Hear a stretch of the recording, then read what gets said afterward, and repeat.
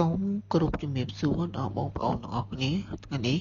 ខ្ញុំបានមានវីដេអូមួយចង់ចែករំលែកដើម្បីទទួលបានចំណេះដឹងសូមធ្វើការទស្សនាទាំងអស់គ្នាបាទគ្រប់ជំរាបសួរដល់បងប្អូននិងមិត្តភ័ក្តិទាំងអស់គ្នាថ្ងៃនេះ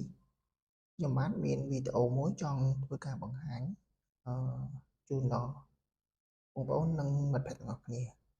សម្រាប់វីដេអូនេះណាគឺរបៀបsell ឯកសារនៅពេលដែលយើងធ្វើការនៅលើកុំព្យូទ័រនៅក្នុងកម្មវិធី Microsoft Excel របស់យើងជាក់ស្ដែងនៅពេលដែលយើងបានបម្រើការងារដូចជាការវាយនៅអត្ថបទនៅក្នុងកម្មវិធី Microsoft Excel នៅពេលដែលយើងធ្វើការទៅជួនកាលនៅពេលដែលវាមានភ្លើងដាច់អញ្ចឹងឯកសាររបស់យើងមិនត្រូវបាន sell ទេអញ្ចឹងនៅពេលដែលយើងចង់ធ្វើការ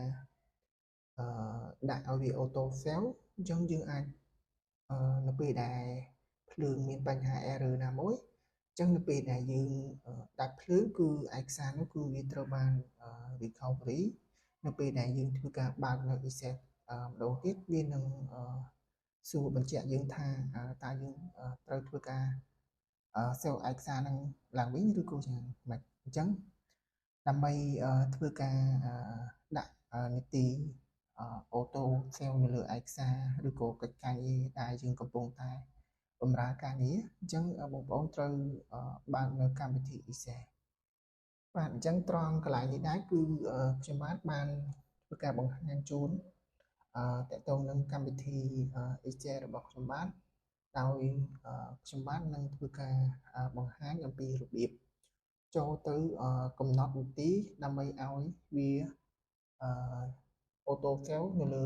កិច្ចការងាររបស់យើងដែលយើងកំពុងតែធ្វើកិច្ចការងារដូចជាការធ្វើឯកសាររបាយការណ៍ប្រចាំថ្ងៃដែលយើងកំពុងតែបម្រើការងារជូនក្រុមហ៊ុនអញ្ចឹងសម្រាប់បងប្អូនដែលគាត់ភាគច្រើនគាត់នៅពេលដែលមានបញ្ហា error ប្រព័ន្ធភ្លើងណាមួយអញ្ចឹងវា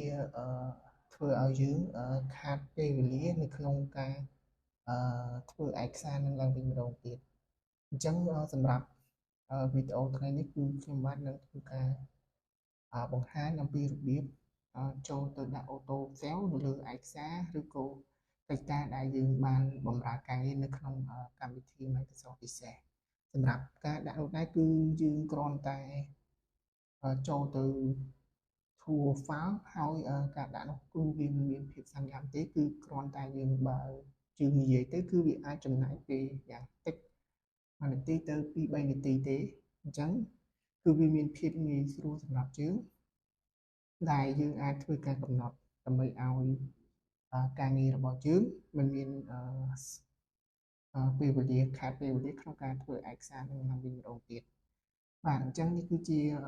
ទម្រង់ពិសេសរបស់ខ្ញុំអញ្ចឹងបងប្អូនឬក៏មិត្តភ័ក្តិទាំងអស់គ្នាដែលចង់ធ្វើការដាក់នៅ auto sell នៅលើកិច្ចការងារពិសេសរបស់យើងអញ្ចឹងជាដំបូងបងប្អូនត្រូវធ្វើការទស្សនាអំពីការបង្ហាញរបស់ខ្ញុំបាទនៅលើកម្មវិធី Excel នេះបាទអញ្ចឹងជាដំបូងបងប្អូនត្រូវធ្វើការស្វែងរកនៅពាក្យ file ដែលនៅក្នុងកម្មវិធី Excel របស់ខ្ញុំបាទអញ្ចឹងខ្ញុំសូមធ្វើការចុចនៅត្រង់កន្លែងពាក្យ file អញ្ចឹងតមកទៀតនេះគឺជាទម្រង់នៃកម្មវិធី Excel ដែលយើងអាចធ្វើការ save as ឬក៏ save ឬក៏ open ឬក៏ new folder Excel ថ្មីអញ្ចឹងសម្រាប់ថ្ងៃនេះគឺខ្ញុំបានចង់បង្ហាញដល់បងប្អូនគឺការបើកនៅនីតិ auto save នៅលើកិច្ចការងារ Excel របស់យើងបាទអញ្ចឹងគឺខ្ញុំត្រូវអស់មកចូលក្រោមបន្ទាប់មកទៀតគឺយើងត្រូវស្វែងរកនៅពាក្យមកបាទអញ្ចឹងត្រង់កន្លែងនេះខ្ញុំនឹងធ្វើការចុចពាក្យមកបាទអញ្ចឹងបន្ទាប់មកទៀតបងប្អូនត្រូវស្វែងរកមើលនៅពាក្យ option បាទអញ្ចឹងនេះគឺជាពាក្យ option ខ្ញុំសូមធ្វើការคลิกនៅត្រង់កន្លែងពាក្យ option បាទអញ្ចឹងត្រង់កន្លែងនេះគឺជា Excel option ដែលវាមានtool ជាច្រើនទៅតាម function នីមួយៗតែសម្រាប់ថ្ងៃនេះគឺខ្ញុំបាន ធ្វើការបង្ហាញជូនដល់បងប្អូនអំពីរបៀបបើកនីតិអូតូសែលនៅលើកិច្ចការងាររបស់យើងអញ្ចឹងត្រង់កន្លែងនេះគឺ